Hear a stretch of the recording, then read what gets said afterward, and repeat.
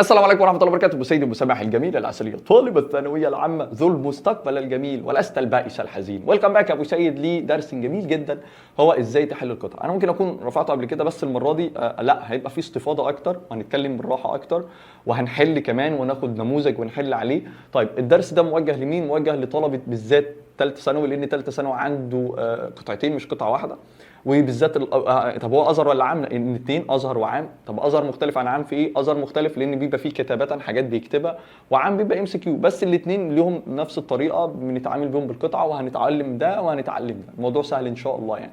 ثانيا انا بتاسف، بس انا اسف والله على النبره اللي انا كنت بتكلم بيها في الفيديو اللي هو بتاع ان انا شتمت شويه. طبعا دي مش شتيمه اصلا ده، يعني معلش والله ده يعني حط نفسك مكاني انا. والله ربنا يعلم انا عندي وجع شديد جدا في ظهري ومبهدل خالص، فيعني شايف مجهوده بيضيع وانا عايزك تبقى احسن مننا بكتير.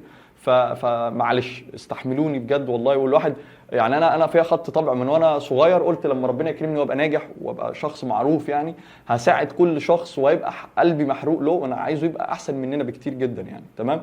وحاجه كمان حتى تضحك، يعني ما شاء الله في وسط الفيديو ده لقيت واحد بيقول لي اجي نشترك في المراجعه النهائيه. يا عم احنا في ولا فين؟ بص هو كده اصلا في الديسكربشن كل حاجه اكتبها لكم وطريق الاشتراك. احنا الحمد لله دلوقتي يعتبر خلصنا شرح ال 12 وحده جرامر وكلمات، خلصناهم كلهم وداخلين على الشوائل في الفيديو في الوقت اللي نازل فيه الفيديو ده. والفيديو ده دلوقتي برضه هينزل للمنصه مجانا وهينزل على اليوتيوب مجانا، ففي كلا الحالتين هو شغال يعني. تمام. واحنا بعد كده نبتدي الفتره الجايه بقى نبتدي نحل شوامل ونشوف القصه. الموضوع هيبقى فيه حل اكتر والمهارات هتنزل.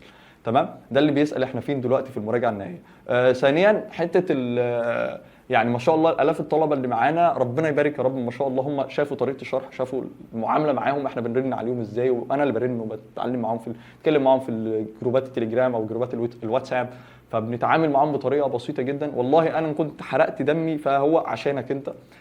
وانا في وسط المحاضره كده تلاقيني بقول لك حاجات تحفيزيه. جينو محفز، لا جينو محفز بطريقه، انا اسف بس ان انا هطول سكه بسيطه في المقدمه، معلش اسمعهم انا اسف، اسمعني بس. بعد كده ندخل في القطعه، ما تاخدش مصلحتك وتقدم الفيديو. ده اللي انا هقوله ده اهم من الفيديو والله العظيم، اهم من القطعه اللي انت بتسمعها دي. بجد يعني ما تزعلش مني. والله ربنا يعلم قد ايه الواحد طلع عينه حرفيا لغايه ما بفضل الله تعالى بقيت في مكانه كويسه.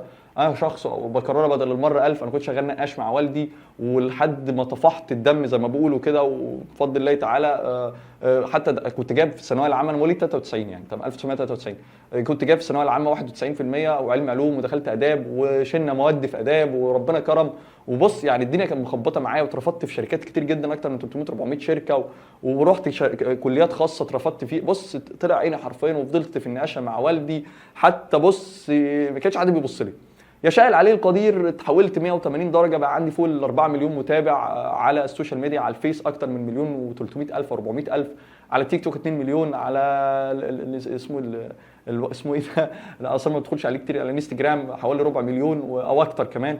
على اليوتيوب في قناه قبل دي اتقفلت، كانت 300 داخله على 300 الف، اتقفلت دلوقتي في قناه ثانيه يعني. بص حتى السناب شات عندي عليه 50 الف متابع، فالحمد لله ربنا كريم. واللي معظم اللي بيتابعني مش بيتابعني طلبه بس، انا والله ربنا يعلم الحمد لله بقعد مع وزراء وبقعد مع جهات سياديه في البلد، وناس في العتبه عارفيني، وناس في قامات دوله كبيره جدا عارفيني، وكل فئات المجتمع حتى عارفيني، ومعظم اللي متابعني اولياء الامور بفضل الله تعالى اتكتب عني في كل الجرايد حرفيا، وطلعت في التلفزيون مع دكتور عمرو الليثي وصدى البلد وبص حاجات كتير جدا، ومؤلف 4 كتب، وقفت على تيدكس اكتر من كذا مره، ومصنف عالميا مش هزار، رقم 246 عالميا في تعليم اللغه الانجليزيه، ورقم 1 في مصر، ورقم 2 في الوطن العربي في تعليم اللغه الانجليزيه. اللي مصنفني مش انسان زيك، اللي مصنفني الاي اي.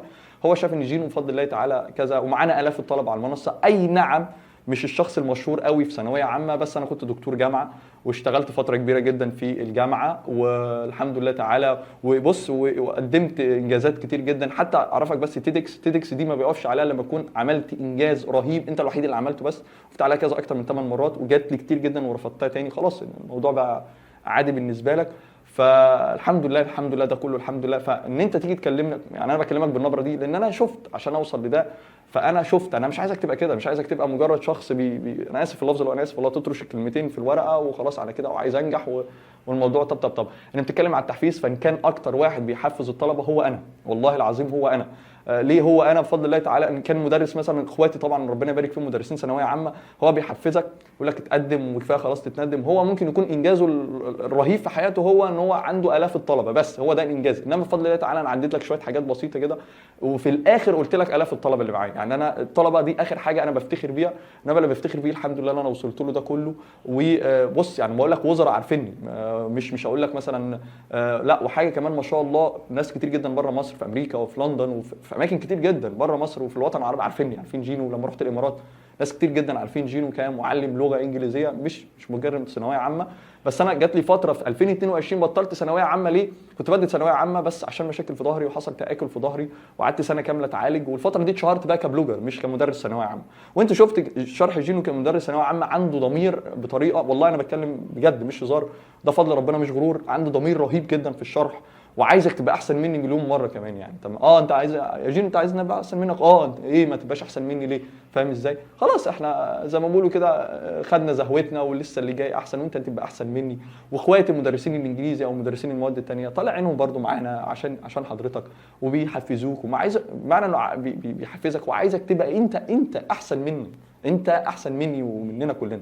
فحته ان انا رجعت تاني ادي دروس ثانويه عامه، مش الشهره بتاعت مدرسين اللغه الانجليزيه، انا بعترف طبعا كثانويه عامه هم احسن شهره مني طبعا، فاهم ازاي؟ بس برجع وبحاول، انا بحاول ان انا بطريقه ممكنه ان انا برجع للساحه تاني وبطريقه بسيطه. انما كشهره جينو كبلوجر لا ما شاء الله بفضل الله تعالى ملايين عارفيني، وملايين بمعنى كلمه ملايين عارفيني. انا عندي فيديو واحد بس معدي 200 مليون مشاهده، داخل على 200 مليون مشاهده، فيديو في كل وسائل التواصل الاجتماعي معدي 200 مليون مشاهده، فاهم ازاي؟ والحمد لله اورجانيك. طب ليه انا بعد لك الكلام ده كله؟ انا مش للفخر يعني، واما بنعمه ربك فحدث، دي حاجه. الحاجه الثانيه لعلها تذكره، انا بذكرك مين جينو اللي انت بتاخد معاه درس، وليه هو متنرفز عشانك، ومين المدرس اللي انت بتاخد معاه. مش مجرد واحد هاوي ان هو بيدي دروس ثانويه عامه. الحمد لله بحضر دراسات عليا في اللغه الانجليزيه، وانت شفت انا بجيب لك حاجات مش موجوده عندك في المنهج بطريقتي انا.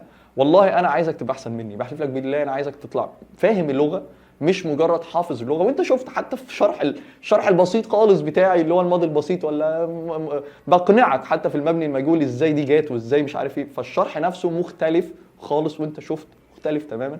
طب ليه انا قلت المقدمه الطويله دي قبل ما ادخل في الموضوع بتاع القطعه او ايا كان؟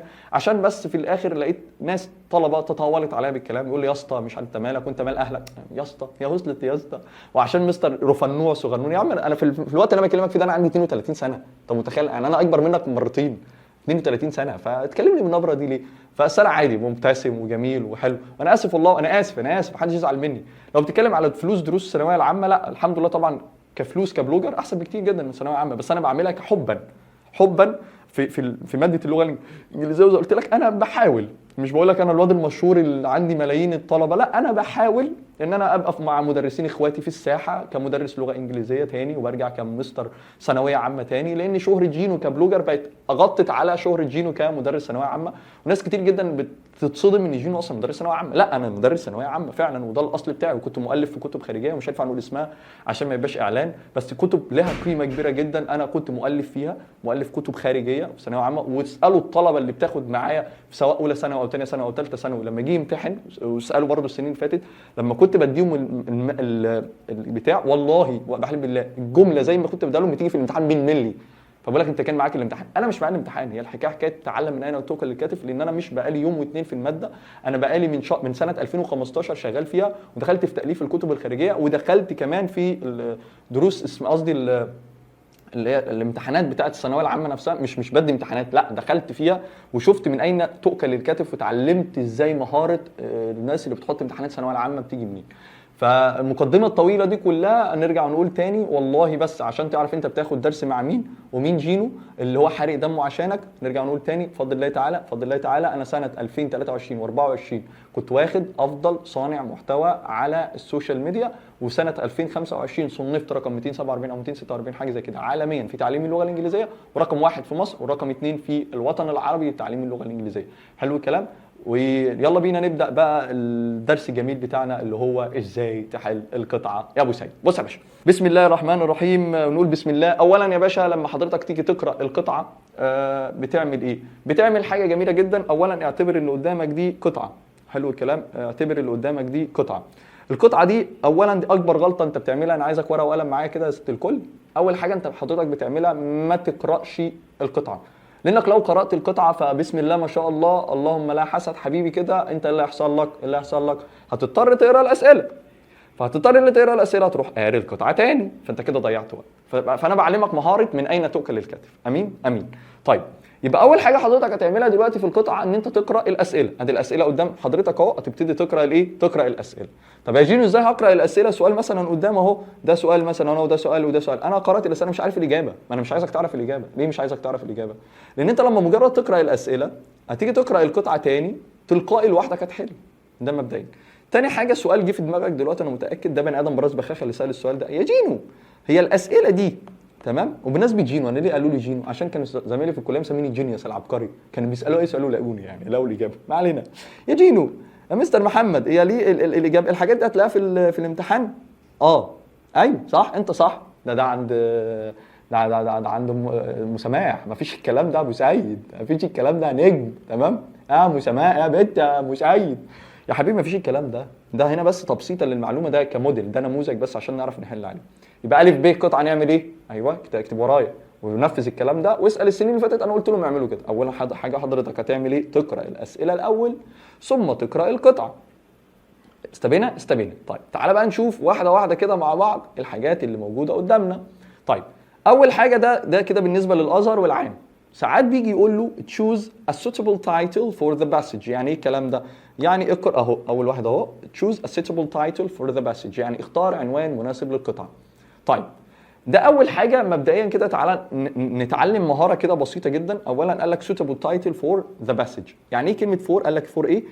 the passage. دوس قوي على الكلمه دي، القطعه. تمام؟ القطعه. ساعات يجي يقول لك ايه؟ choose a suitable title for the first paragraph. يعني الله، هو في حاجه اسمها first paragraph وسكند paragraph وثيرد paragraph؟ تعالى ناخد مثال تحت ونطبق اهو. اعرفهم بقى منين؟ يلا نلعب لعبه جميله كده مع بعضينا يا ابو سيد. بص يا باشا، اللي انا هعلمه بالوان ده كده باراجراف. بص ادي واحد، بص ده كده الاصفر ده كله. بص اهو، شايف الاصفر ده لحد هنا كده ده ثانيه واحده اهو ثانيه واحده لحد ايه هنا كده. تمام؟ ده كده اهو، ده كده ده بنسميه ده فيرست باراجراف. طيب سكند باراجراف بقى، السكند باراجراف اهو. بص ادي الاحمر اهو باللون الاحمر. طيب السيرد باراجراف فين؟ تعال ناخد لون تاني. السيرد باراجراف اهو باللون الازرق اهو. تمام؟ اهو ده كده ايه؟ السيرد باراجراف اهو. تمام. طيب فين الفورث باراجراف رقم 4 باللون الاخضر اهو. تمام اهو. طيب انا عرفتها منين؟ اهو كده اهو 4 باراجرافات. طب انا كجينو عرفتهم منين؟ هقول لك انا. بص يا سيدي، تعالى مثلا نمشي كده واحده واحده. نعتبر ده، ناخد مثلا اللون الايه؟ الاسود ده. بص شايف لحد كلمه سيز دي اهو. بص هنا في فراغ اهو. الفراغ ده كده يعني هنا وقف لحد هنا كده وقف كده. بدايه الباراجراف الاولاني كده رقم 1 اهو. ده كده كله باراجراف اول. هنا بص اهو في فراغ اهو ما كملش، يعني من اول حتى كلمه ايديا ما كملش، يعني كده الباراجراف الثاني. طيب وبعد كده بدا باراجراف جديد. تمام اهو مش لحد كلمه تشيلدرن اهي. ده كله فراغ، يبقى كده الباراجراف الثالث. وهنا كمل لحد في الاخر، بدا من اول هنا وبعدين اهو. يبقى كده 4 باراجرافات. ليه انا بقول لك كده؟ لان السؤال اللي بيجي يقول لك مثلا ذا فيرست باراجراف، فانت ساعتها بقى تدور بقى اعرف منين؟ اعرف هو وقف يعني هنا لحد كلمه سيز اهو، هو كده وقف وما كملش. بعد كده في فراغ، معنى ان في فراغ يبقى ده الباراجراف الاول. بدا الشطر الثاني، الباراجراف الثاني وقف لحد كلمه ايديا، اعرف ان كده في فراغ ثاني. تمام اهو. تعالى نمسحها بس عشان تاخد بالك اهو. انت كده هتاخد بالك لوحدك اهو. تمام اهو. قصدي هنا اهو. بص كده اهو. بص اهو هنا اهو في كلمه تشيلدرن اهي، وهنا اهو ايديا اهي، وسيز اهو، تمام. ده كده اهو معنى ان واقف عند سيس وفي فراغ، في فراغ اهو، ده دليل ان ده كله كده خلاص اهو، ده كده خلص، ده كده باراجراف. وقف عند كلمه ايديا يبقى ده كده كده خلاص. وقف عند كلمه تشيلدرن يبقى كده ده خلاص. يبقى كده ده كله اسمه فراغ، معنى ان في فراغ بعدها كده، بعد دي كده على طول، بعد هنا في فراغ اهو، ده دليل ان ايه، ان كده ده الباراجراف خلص. يبقى كده قسم القطع 4 باراجرافات. طب ليه انا بقول لك نقسم القطع باراجرافات؟ عشان هو بيسالك، بيجي يقول لك مثلا give a suitable title for the first paragraph، يبقى الفيرست باراجراف اهو. Give a suitable title for the second paragraph، يبقى السكند باراجراف اهو. Give a suitable title for the fourth paragraph، قصدي the third paragraph وبعد كده the fourth paragraph. طب هل هي تفرق يا جينو suitable title for the passage عامة؟ هل تفرق عن the fourth paragraph third paragraph ولا first paragraph؟ طبعا. مثلا بيتكلم قطع عن التدخين، فعامة بيقول لك give a suitable title for the passage، يبقى تقول smoking، التدخين عامة. جه في الشطر الاولاني او في الباراجراف الاولاني قال لك مثلا التدخين، اثار التدخين على الرئه، يبقى مثلا يبقى هنا عرفنا ان ده اثار التدخين على الرئه بس. جه في الشطر الثاني قال لك اثار التدخين على الستات مثلا الحوامل. جه في الشطر الرابع او في الباراجراف الرابع قال لك تاثير التدخين على مثلا المخ. جه في الاخر قال لك ازاي نحارب التدخين. فكل باراجراف قسم لك عموما كل بيتكلم عن ايه، انما عامه بيتكلم عن التدخين. يبقى احنا كده فرغنا من اول سؤال. شفت انا بفصص لك حته حته ازاي؟ يبقى احنا كده فرغنا خالص من اول سؤال.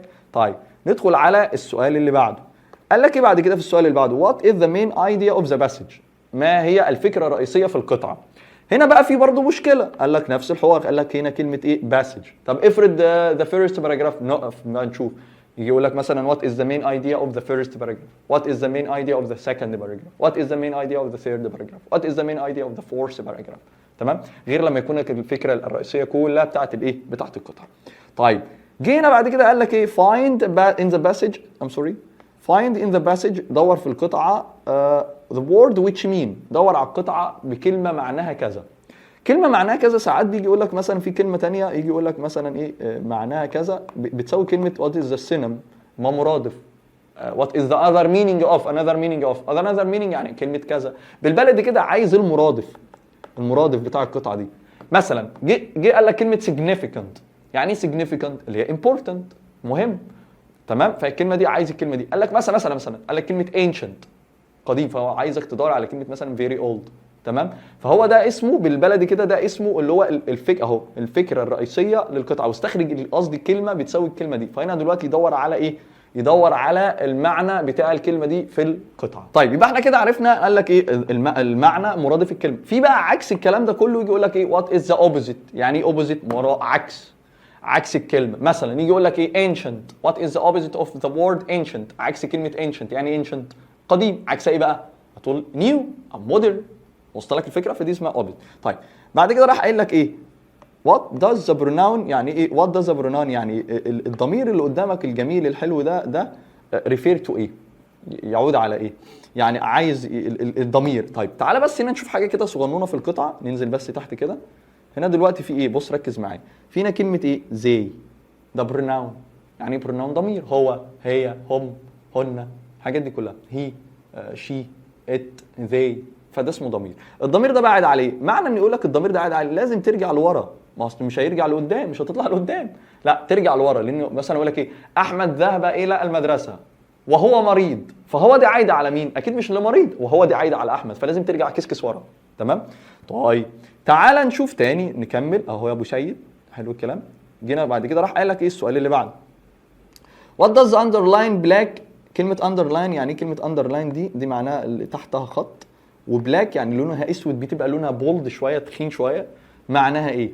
الكلمة دي عايدة على مين؟ تمام. طيب بعد كده قال لك ايه؟ What does، خلاص قلنا this passage mainly deals with، يعني الكلمة دي بتتعامل مع ايه؟ القطعة دي بتتعامل مع اساسا مع ايه؟ بتتعامل يعني ايه بتتعامل مع اساسا مع ايه؟ بتتكلم عن ايه مثلا؟ بتتكلم زي ما قلنا عن التدخين، عن الانجازات، عن الكلام ده كله. طيب قال لك this passage is apart from taken extracted from، يعني ايه الكلام ده؟ تعالى نفهمها لك بالراحه. قال لك القطعه دي متاخده منين؟ يعني ايه متاخده منين؟ ساعات القطعه دي بتبقى من مقال، من جريده، قال لك ارتكل مثلا. ساعات متاخده من ايميل، ساعات متاخده من سي في. هل السي في سي في لك ساعات متاخده مثلا من مثلا ايه مقال في جريده وطنيه، اي حاجه بقى. وساعات بتبقى قطع عاديه جدا اللي هو بيتكلم عموما عن ايه. تمام. طيب according to the passage writer، يعني ايه الكلام ده؟ بالنسبه للقطع الكاتب عملي، الكاتب عايز ايه مننا؟ تمام كده يعني. طيب بعد كده قال لك ايه in line the word is closed meaning. يعني ايه in line؟ قال لك مثلا in line، تعال نعد مثلا، تعال ننزل تحت كده اهو، احنا بنجرب تمام، احنا بنشوف. قال لك in line مثلا ايه، عد معايا 1 2 3 4 5 6 مثلا 7 8 9 10 11 مثلا 12. بعد كده قال لك مثلا 13 ايا كان بقى 4. قال لك مثلا رقم 14 وات از ذا مينينج مثلا كلمه مارد متزوج، نوت انجيجد مثلا ان ريليشن شيب، ايا كان بقى بقول مثلا يعني فاهم، كلمه زي دي عايده عليه. فهو كلمه لاين يعني بيعد لك السطور، انت بتبتدي تعد السطر. حلو الكلام. يقول لك الكلمه دي معناها ايه، لان ساعات الكلمه في هنا لها معنى، فوق لها معنى وتحت لها معنى حسب الجمله الموجوده معانا. تمام. طيب ننزل تاني نكمل. قال لك the word gives the opposite اهو، جات لنا اهو كلمه opposite يعني عكس. the word مثلا ancient، يعني ايه ancient؟ قديم. the opposite of تديك معنى ايه، عكسها ايه، يبقى opposite of مثلا modern. تمام. طيب which of the following is antonym؟ antonym اللي هي نفس الجمله بتاعت opposite، ما antonym عكس، opposite عكس. تمام. طيب which of the following equivalent in the meaning to؟ مرادف اللي هي بتساوي كلمه synonym، يعني بالبلدي كده كأن احنا طلعنا فوق. فاكر لما بقول لك ايه اللي فوق اللي هو رقم كام؟ مثلا 3 زيها. السينما اهو مرادف اهي الكلمه دي اهو. طيب الانتونيم قال لك in paragraph، شوف سبحان الله اهي in paragraph مثلا 4 the word مثلا كذا the antonym of، يعني مثلا in paragraph 4 the word ancient the antonym of. تمام. يعني قال لك في الباراجراف الرابع كلمه ancient يعني قديم بتساوي كلمه ايه مثلا. تمام. طيب قال لك وات از، شوف بقى الكلام الحلويات بقى اللي جايه دي بقى. قال لك ايه، بص الحته اللي جايه دي جميله قوي الجمله دي. which sentence summarize the first and second paragraph؟ يعني انهي جمله تمام بتلخص الباراجراف الاول، بتلخص الباراجراف الثاني، بتلخص الباراجراف الثالث. هنا يقصد ادي عنوان للباراجراف الاول، ادي عنوان للباراجراف الثاني، ادي عنوان للباراجراف الثالث، ادي عنوان للباراجراف الرابع. اوكي. بعد كده قال لك according to the passage all the following is true except. يعني ايه الكلام ده؟ كلمه according دي معناها بالنسبه للقطعه. حلو الكلام. كل اللي جاي ده صحيح ما عدا. تمام. يعني مثلا احنا بنتكلم عن التدخين زي ما قلت لك، كل اللي جاي ده صحيح ما عدا ايه مثلا؟ قال لك التدخين مضر جدا للصحه، التدخين مضر للحوامل، التدخين مضر للمخ، التدخين بيسبب السرطان، وفي الاخر راح كاتب لك رقم 4 مثلا التدخين مفيد جدا للصحه وحلويات. اما طبعا لا، اتس يوسفول، لا طبعا مفيش الكلام ده. طيب كلمة based on the passage يعني بالنسبة مبني على كده which of the following true about، يعني ايه الصح بالنسبة للكلام ده. based on the passage what is probably untrue، كلمة untrue يعني غير صحيح.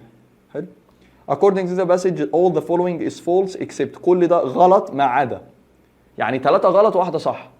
احنا كده اللي فوق بقى بص في رقم 16 3 صح وواحدة اللي غلط. تمام. انما المرة دي 3 غلط وواحدة صح، كله غلط ما عدا. كله غلط ما عدا. يعني قال لي غلط مثلا التدخين مفيد جدا للصحه، التدخين بيسبب السعاده، التدخين مش عارف حاجه حلوه وجميله وعسليه، والتدخين مضر بالصحه. فهو طبعا هنا كله صح غلط ما عدا ان التدخين فعلا مضر بالصحه. فاهم الكلام؟ طيب تعالى بقى ندخل نجرب كده مع بعض. همسح ده كله طبعا، نبتدي على نظافه ونحل القطعه دي مع بعضينا واحده واحده. هنحل قطعتين مع بعض ونشوف الطريقه اللي بتحل بيها القطعه مع بعض يا ابو سعيد. طيب تعال نشوف بقى القطعه اللي قدامنا الجميله دي. بص يا باشا، الاول احنا اتفقنا بنعمل ايه، بنقرا الاسئله. قال لك ايه in 2003 في 2003 دكتور كريمات السيد won award is one of the best in the world. يعني هي افضل ايه في العالم؟ افضل هي بروفيسور ولا ساينتست عالمه ولا وومن ساينتست اللي هم علماء، افضل علماء النساء مثلا، ولا ديسكفرز اللي هي ايه المستكشفون. احنا مش عارفين لسه. قال لك really inspired by دكتور كريمات السيد، اللي هي تم الهامها عن طريق دكتوره كريمات السيد. حلو. ماري ولا her husband، هنا بس her husband. one of her colleagues at the school، واحد من اللي هم تلامذتها في المدرسه او زميلها في المدرسه. حلو الكلام. one of her women teachers in Britain، لسه مش عارفين. طيب رقم 3 at school دكتور at school السيد was good at. حلو الكلام. السيد ده كان good at ايه؟ neither science or math اللي هي كلمات السيد يعني science and math either science and math، لسه مش عارفين. طيب what does underline اهو جات لنا word occupation. كلمه occupation هنا معناها ايه؟ لسه هنعرف. past time a job of profession having fun ولا studying science، لسه مش عارفين. according to دكتور كريمات السيد what is special about the woman at research scientist. ايه المميز ان في النساء يعني يبقوا في as a research scientist يعني علماء للبحث؟ لسه مش عارفين. طيب the underline word كلمة they عايدة على مين؟ احنا مش عارفين. دكتور السيد and her husband حلو الكلام. 3 children her family researchers احنا مش عارفين. طيب which of the following summarize اشوف سبحان الله ده كل ده بقى قلت لكم هنشوفه.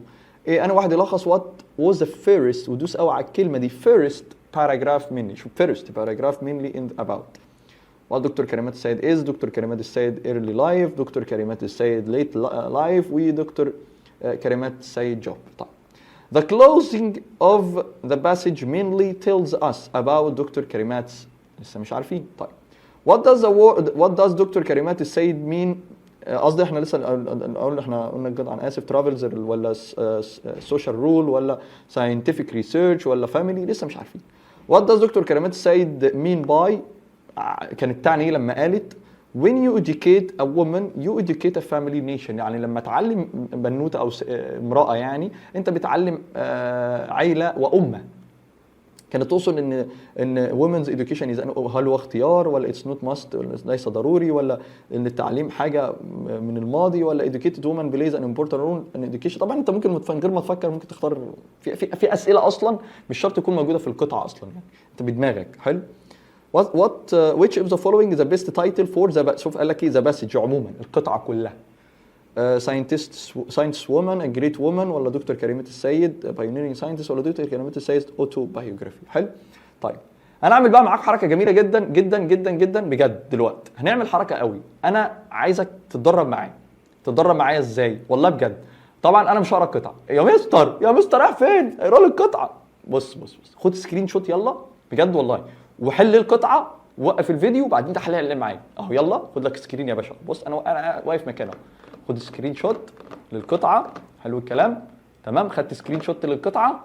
يلا كله يعمل كده. ها كله يعمل كده. يلا خد سكرين شوت اقرا القطعه.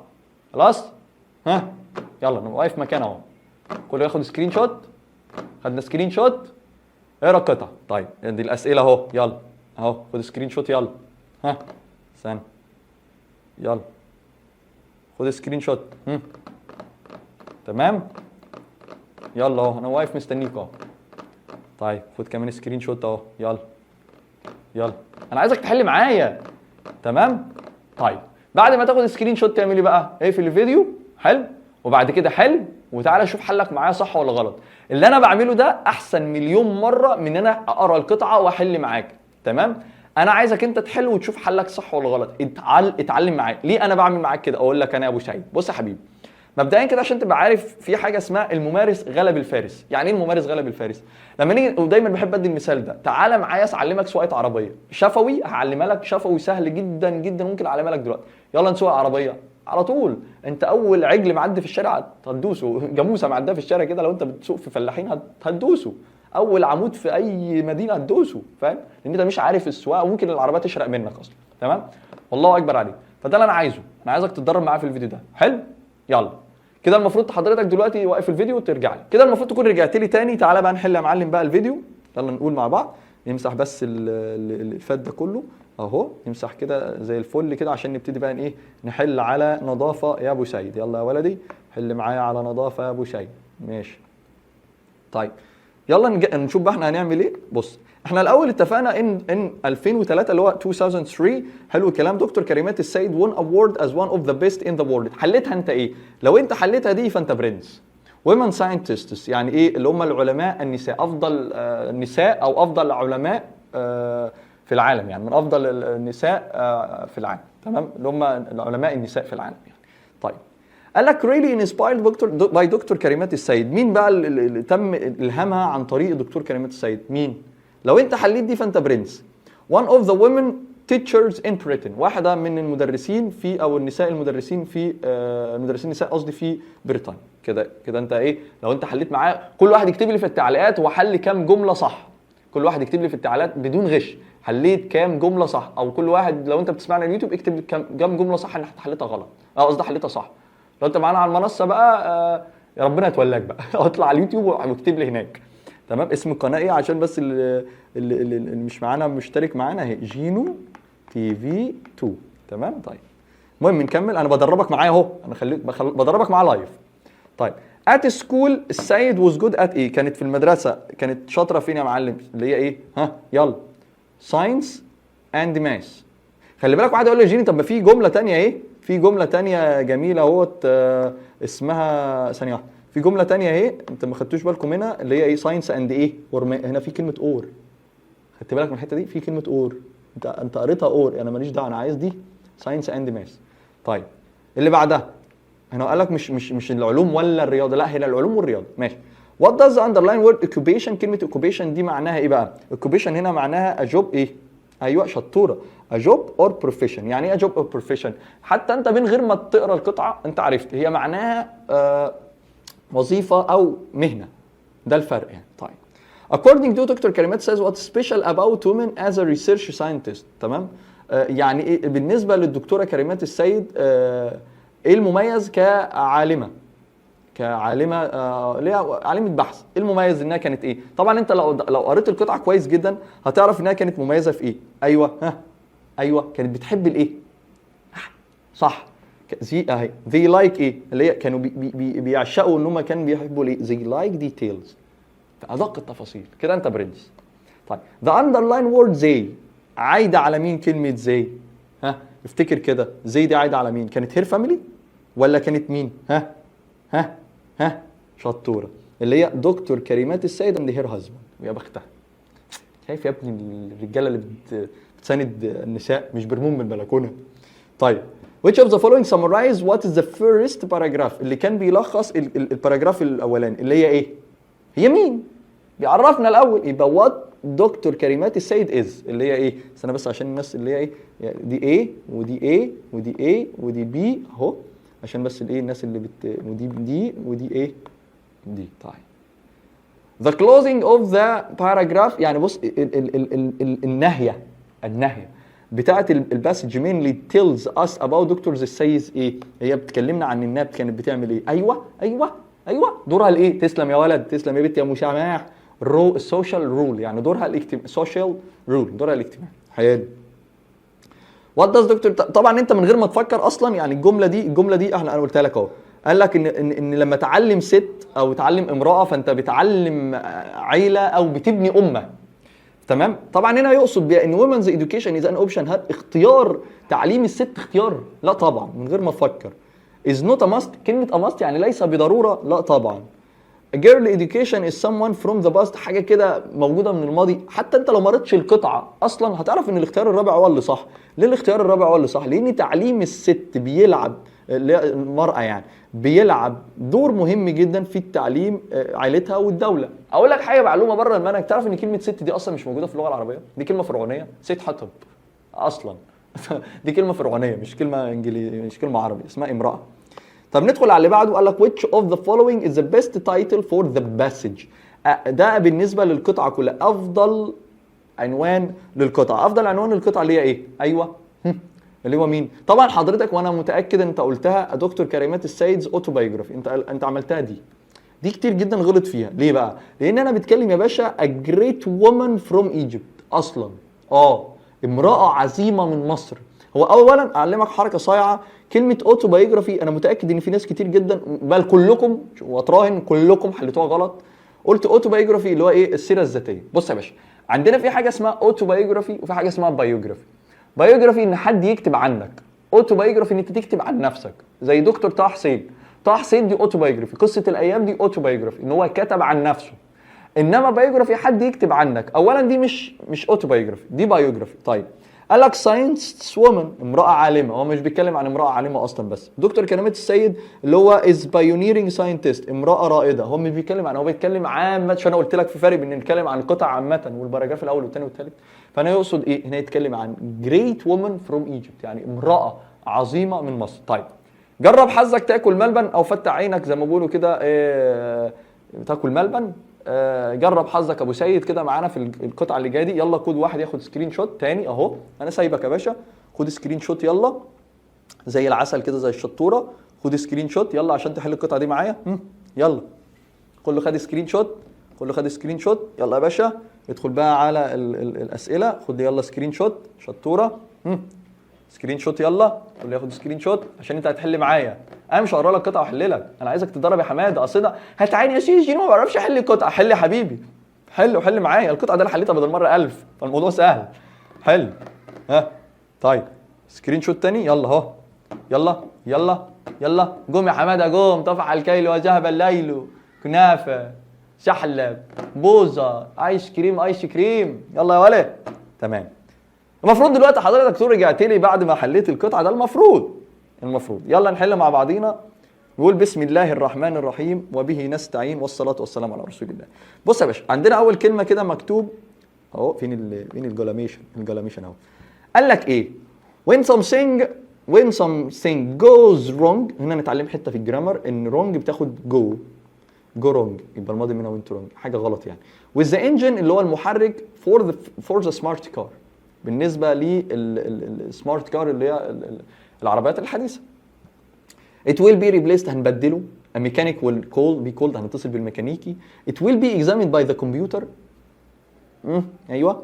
it will be left for the road. تمام حلو الكلام. يبقى الصح بتاعها ايه؟ ها انت حليتها ايه؟ ها شطوره يا ابو شيء. استنى بس ايه نصغر البتاع دي سني تبقى راهي اهي. ايوه هي دي شطور. ليه؟ عشان سمارت كار يا ابو سيد هي بيتم فحصها عن طريق كمبيوتر. يدخل على اللي بعد. شوف يا ولد اللي جاي ده يا ولدي. قال لك كمبيوتر will find the distance to the nearest garage where. يعني العربيات الكمبيوتر هيلاقي اقرب طريق للجراج امتى؟ وير ها امتى؟ لما اكون ايه؟ لما تكون العربيه السولد تتباع، لما العربيه تمكن ان تفحص. لا your car can be lifted تتساب، ولا your car can be repaired لما يمكن ان تصلح. لا عايزه تتصلح. تبقى اني واحده شطوره your car can be ايه repaired. يبقى انت حليتها معايا صح. حلو الكلام. بعد كده قال لك ايه؟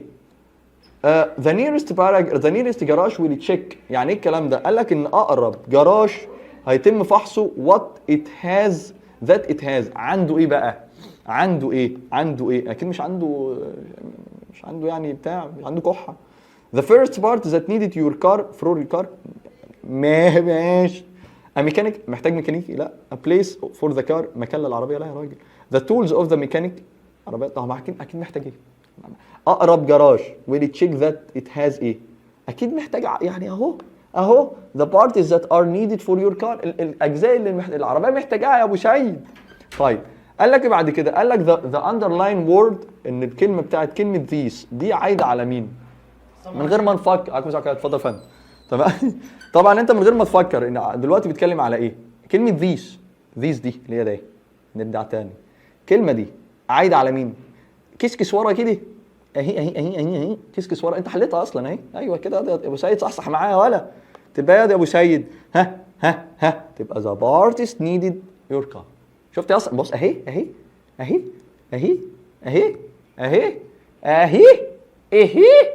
اهو ما هو.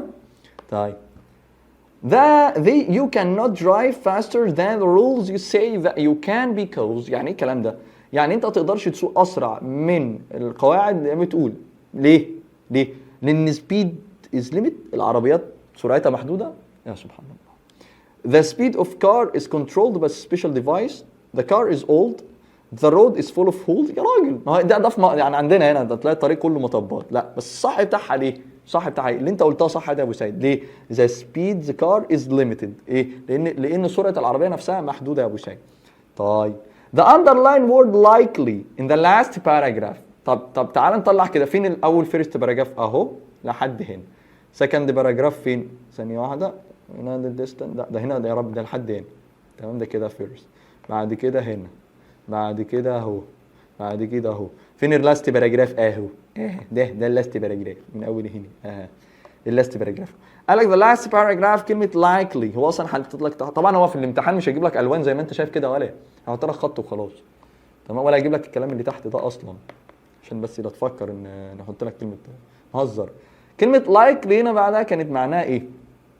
حلال شورلي متاكد. سيرت اللي متاكد. بروبابلي محتمل. ديفينيتلي بالتاكيد. طبعا هي بروبابلي كلهم اصلا معناهم بالتاكيد. What type writing does the writer employ in the text؟ يعني ايه نوع الكتابه اللي الكاتب وظفه في القطعه ده؟ ده نوعه ايه؟ هل نوعه ايه؟ ناريتيف سردي persuasive اقناعي، descriptive وصفي، exhibitory استفساري بيفسر لك حاجه. طبعا انا ده بيعمل ايه؟ بيفسر لك، يبقى بيعمل ايه؟ exhibitory. تمام. what the main idea. بص الله ايوه كده بقى، دلعني في الاسئله ان انا بقولها لك. ابو سعيد قال لك ايه؟ what the main idea of the third paragraph. فين الثيرد باراجراف يا ولا؟ ادي 1 2 ادي 3. تمام. من اول imagine that someone wants to drive the car. طبعا الناس اللي سمعت الفيديو بتاع الباراجراف عرفت ان انا دايما ببدا بالجمله الجميله دي. يا ابني شعري ناعم في الشغلانه من كتر ما بيجيب لكم حاجات جديده. اعمل ايه تاني؟ طعميه سخنه. اعمل ايه تاني يا ولا؟ اعمل ايه تاني؟ مش عارف انتوا من غيري في الانجليزي هتعملوا ايه. طيب تخيل بقى ان في ناس ما اتفرجتش على الفيديو ده لوحده ب 16 درجه، فيديو ب 16 درجه من 60. في ناس مش هتتفرج يرخموه اصلا، يقول لك انا هكمله بعدين. بني ادم براس بخاخه. المهم الفكره الاساسيه في الثيرد باراجراف كانت ايه؟ قال لك ذا سمارت كار كان نوت، ان العربيه دي كان نوت جو فاست، مش تمشيش بسرعه. ذا سمارت كار هاز هاي سيفتي ميجرز، اجراءات امان. A driver cannot control a smart car completely. A smart car is driverless. يعني أنا واحدة فيهم بقى يا وليه، خلي بالك دي، خلي بالك دي. تمام. طبعا الناس هتموت وتعرف أنا منين. أولا أنا يعني خليط. ناس كتبت أنت من السعودية ولا من الصعيد ولا من الفلاحين ولا من القاهرة، مالكش دعوة. مالكش دعوة. تمام. انا مش هقول لك انا ساكن فين بالظبط، انا ساكن في زهراء المعادي، شارع ال50، عماره 15، الدور الثامن. مش هقول لك انا فين بالظبط، عمري ما اقول انا ساكن فين عشان ما حدش يجي لي ولا حد يبعت لي هدايا. مش هقول ابدا انا قاعد في القاهره، زهراء المعادي، شارع ال50، بجوار دجاج بندق، العماره 15، الدور الثامن. ما حدش يقول لي انت ساكن فين عشان مش هقول خالص. تمام خالص مش هقول. محدش يضغط عليا، اضغط عليا مش هقول طبعا، عمري ما اقول لحد انا ساكن فين. المهم يبقى ايه بقى يا معلم؟ يبقى هنا المهم ما علينا ذا سمارت ثانيه واحده. يبقى the smart car has high safety measures. اوكي طيب. Which of the following is not advanced؟ يعني أنهي واحدة فيهم لا ودوس جاوي يا ولي على كلمة not دي، لأن ساعات يقول لك الادفانشز اللي هي المميزات ونوت. يعني not يعني مش بالبلدي كده. يعني أنا واحدة فيهم مش مميزات العربيات السمارت. هاي سيفتي ميجرز يا راجل اتقي الله يا راجل. البور سيفتي بس من غير والله من غير حتى بقرا القطعة. شكرا هي دي. ليه؟ ما يا ابني السمارت كار بور سيفتي مش ازاي؟ ده العربيات الكهربائيه السمارت دي كلها امان اصلا. تمام؟ فماشي. اخر حاجه بقى وات ذا فولوينج ذا بيست تايتل فور ذا باسج، كل القطعه. ذا باور اوف ذا سمارت كارز، شكرا جزاك الله كل خير. ولا ذا سبيد ليميت اوف سمارت كار، ولا كمبيوتر تشيكس، ولا سمارت كار؟ طبعا سمارت كارز. واحده اقول لك ايه؟ طب ما بيجينا اهي ما اقول ذا باور اوف سمارت كار؟ لا يا حبيبي قلت لك ده بيتكلم عامة. يعني ايه عامة؟ على طول عامة. تمام. بكده نكون انهينا الحصة الجميلة العسلية اللذيذة اللولبية لدراسة خالتي شلبية للقطعة الجنية مع جينو وابو سماح وام سماح. اتمنى من الله ان انتوا تكونوا استفدتوا معانا في الدرس الجميل الحلو ده بازاي تحلوا القطعة بطريقة بسيطة جدا وطريقة سهلة. واكون بتاسف مره اخرى يا ابو سيد ان انا بالطريقه اللي انا كنت بتكلم فيها في الفيديوهات اللي فاتت. انا اسف والله، حقكم عليا، والتاسف طبعا من شامل الابطال، حقكم عليا مره ثانيه. بس والله العظيم ربنا يعلم انا بحبكم قد ايه، والدفعه دي دفعه سيئه جدا، ربنا يكون في عوننا يا رب. لا والله بجد، بس يعني عايزكم تحملوا مسؤوليه والله، وهتفرح بعد كده. والله يعني الامام الشافعي قال لك ايه؟ من لم يذق مر تعلم ساعه عاش طول العمر يتجرع عن جهل. يعني خلي بالك من الحته دي. كل سنه وانتم طيبين، واشوفكم على خير، ومع السلامه. ابو سيد انت وام سماح الجميله العسل.